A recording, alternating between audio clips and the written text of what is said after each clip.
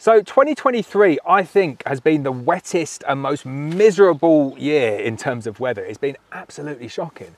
And it has had a huge impact on my bees, and I'm guessing it's had an impact on Richard's bees as well. So in today's video, we're going to talk to Richard about 2023, the weather, their impact on bees, and how you can set up your colonies to cope with the poor weather that we get in the summer.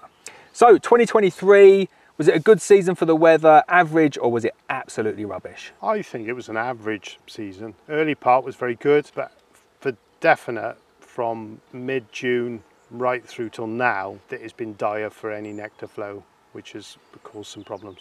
So how does that impact kind of like your honey production, and how does it impact your nucs? Like, does it cause you big issues? Well, a nuke production you can substitute with feeding. Honey production has been poor. The intervention to actually feed them hives, get supers off, has been sooner, and I probably wrapped the whole job up probably a month earlier than I would normally do. You just have to be able to adapt to the seasons, really. I mean, this could be the other way around next year, and a whole set of different ideas and ways you do things, really. I mean, just be prepared to adapt to the circumstances, really. So you mentioned the spring was quite good early in the year, and it was like early May was quite nice. We had a good 4 or 5 weeks of nice weather, didn't we? What was your spring and your summer harvest like in terms of percentage up and down? Like, just roughly, do you think it was like an average year for spring, average year for summer, or was there any kind of differentiation? Well, I would say it was a good year for spring, but absolute wipeout for late. Okay. That would be how I'd describe it.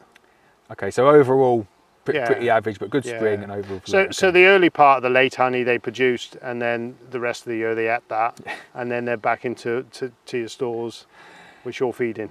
And we've had this late flurry of sunshine, haven't we? So the last week has been really, really nice, and I booked the nicest day to come down to Richard, and up where I live today, beautiful sunshine, and it's cloudy here. So they've kept the weather here for us today. What do you think the impact's going to be of this kind of like last maybe 10 days of really nice warm weather? Good for the bees? I think it's too soon for the ivy flow, which if it would have been another 10 days on, it would have been good. But most other things have finished. So, and if there is a bit of pollen to be had, that's obviously a gain for next spring. But nectar flow is definitely finished. It's so interesting, like the different variations across the country, because I think the further south you go, the ivy probably is in flower now. But you look at this apiary here today, and it's like 25, 26 degrees here today. It's warm, it's about midday. Okay, there's not a huge amount of sun there, but there's no activity, is there? You think if it was a flow on, the sky would be black with the amount of bees that are here. But saying that, they are about fed down for winter, so I wouldn't expect. They're just collecting what they need. Yeah. They're reserving their strength for next spring, which is exactly what I want. So overall then, it's not had too much of an impact, a bit of a reduction in the late summer crop, but the nucs have been unaffected, spring crop was good. Yeah. And as you say, it's about kind of diversifying your operation to make sure that one poor summer's not going to wipe out absolutely everything, and you've mitigated that by doing some nucs on the side and then taking off your spring crop. And I guess that's the big one, isn't it? If you didn't take that spring crop off, and I know you've taken it off because of the oilseed rape, then they probably would have eaten that as well, wouldn't they?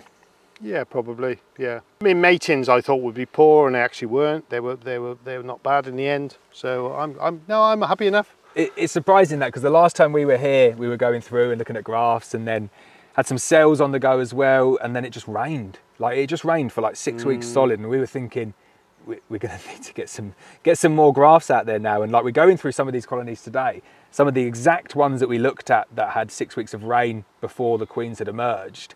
And they're beautiful, aren't they? Absolutely, like completely packed into the colonies, 3 or 4 massive frames of brood, beautiful pattern, no issues whatsoever. So they're obviously getting out and getting mated here. Yeah, yeah. What do you put that down to then? Even like with the really poor weather, what's so special around here that gives you the good mating, do you think? I think it's the Welsh hills. There we go. It's true. It's very secluded here, isn't it? And it is very protected on all sides. And you're throwing so many drones up. Do you think they're getting mated close to here, the queens? Yeah, for sure. Yeah, there's not a particularly high percentage of beekeepers in this area. There might be the 1 or 2 rogue, but most of them would be our own. So there we go, 2023. It seemed like it was an absolute washout, but Richard's managed to cope with that poor weather that we've got throughout the season. And then there's always 2024 to look forward to.